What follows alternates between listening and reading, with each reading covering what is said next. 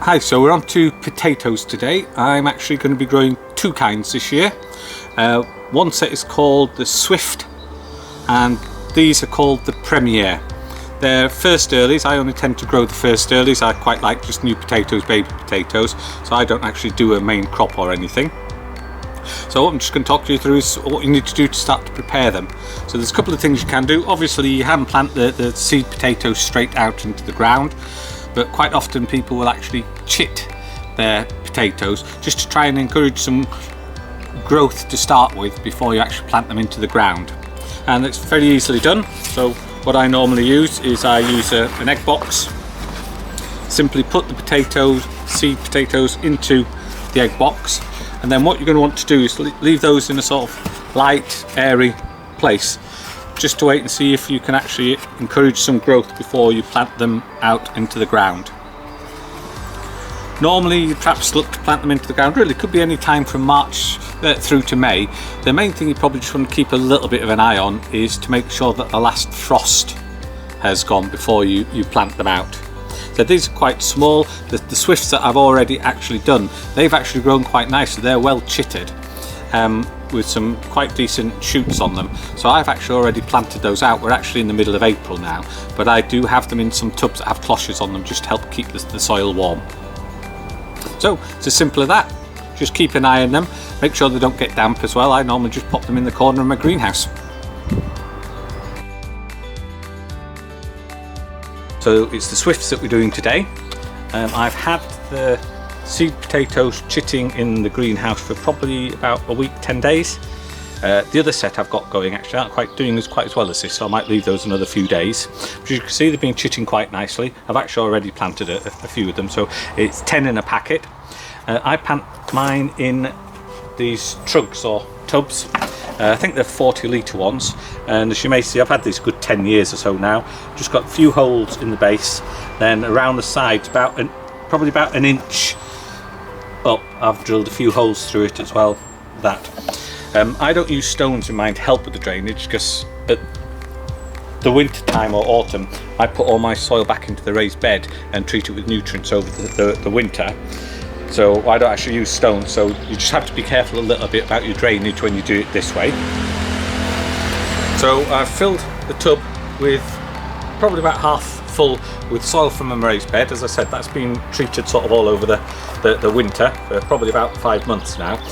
And what I also do just before I plant some things, I do put a little bit of my mix in. So here I've got eggshells, tea leaves, some banana peel, and I've also got a few little bits of chicken manure as well.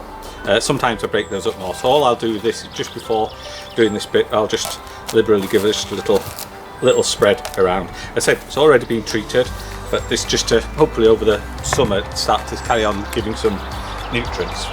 So what then do is I use my little corer. So what I do, because I've got 10 of these, I've done one tub with 3 in, I'll do 3 in this tub, and then the final tub I'll do 4 potatoes in it. So just pull out 3 cores of soil, just tapping it back into the side there because I'll use that just to cover the whole tub.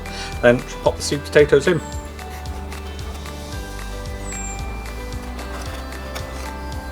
Simple as that. Then the soil I've just taken out using the corer, I'll just push that back over again just to fill them up a little bit. And then as a final thing, I've got a pile of soil here. I'll just throw a few more in, just to try and put a bit more soil. So what I've allowed here, by only sort of half or 2/3 filling it, I've also left myself plenty of space as the potatoes grow that I can earth them up as well. Now what I'll do, normally I have a table an outside table that I built for keeping the potatoes on, but I just need to fix that up a little bit. So to start with, these are going to just sit on the top of this raised bed whilst they start to grow. What I also do with mine is I put some cloches over the top. These are just something that's available easily on Amazon. A couple of reasons I use these. One is obviously helps just grab a little bit more heat from the sun and get them growing. Also it means that until the plants have actually started coming up, it stops the cats coming and use it as a cat litter. A couple of things, and on the drainage is obviously you've got a cover over here. The rain will hit it and come down and go into the tub, but that's going to be very much around the outside, so you just need to keep an eye. If it's dry, make sure that your soil's not getting too dry. You might need to water it, and also it's not the best way of doing it because of drainage, so also just keep an eye, make sure you're not getting it too waterlogged. What I actually have is I built a few little stands, just little H's of some old wood. I think they're old garden stakes, and I actually sit the tub on top of those, and what that does, it just means the bottom's not sitting flat, so hopefully there's a bit more opportunity for the water to drain out. So that's it, and really, so I'll just leave them like that. I'll keep an eye on them, and as they start to grow a bit bigger, I'll earth them up, and I'll probably do another video further on and update this with what happens as they grow. So that's my potatoes all planted now in their tubs. So I've got 20 seed potatoes in total. They're all first earlies, so I'm happy to grow them just in the tubs. They've got cloches over the top just to help keep the soil good and warm. They've got little vents on, so on a really hot day I can just open the vents to let a bit of heat out.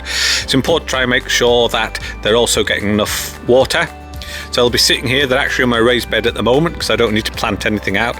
They'll sit here probably for 3 or 4 weeks before I move them to where I'd normally have my potatoes growing.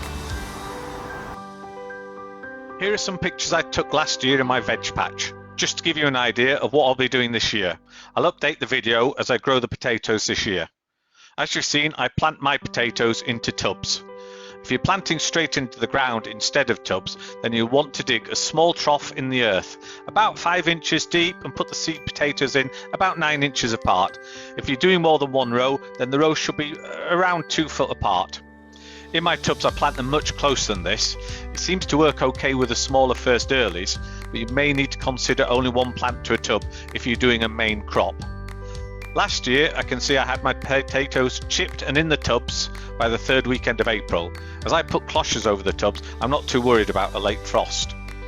So once you've planted them in the ground or the tubs, you need to just keep an eye on them, keep them regularly watered. When the leaves are about 8 inches tall, build up the soil around the plant, covering the lower leaves. This can help produce a higher yield. You don't want the growing potatoes to actually be exposed to the sun. You'll see at the back here I've got some fairly healthy looking green plants. As I put cloches onto my potato tubs, I also needed to remove these as the plants were growing. You need to think about harvesting them by the time the leaves are going yellow or brown and wilting. As you can see here, the plants have all wilted. This was in the first couple of days of August. First earlies can often be picked from as early as June through July. I probably left mine in a bit longer than I have on previous years. So it's time to harvest them. I tend not to do them all in one go. I did some plants as soon as they died, but did some more a couple of weeks later, as some of the tubs were a couple of weeks behind. When you dig them up, get everything including the roots etc, so you don't have any problems with unexpected potatoes growing next year. I usually leave them out to dry for a couple of days and then knock all the dry soil off. I then store them in some Hessian veg bags, making sure the potatoes are dry before I store them. The bags I used I just got from Amazon, and they're about 18 inches by 12 inches.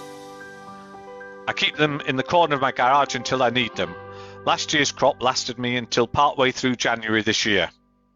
Anyway, I hope that's helped. I'll update the video as I go along this year, so remember to check back and see the progress of this year's crop.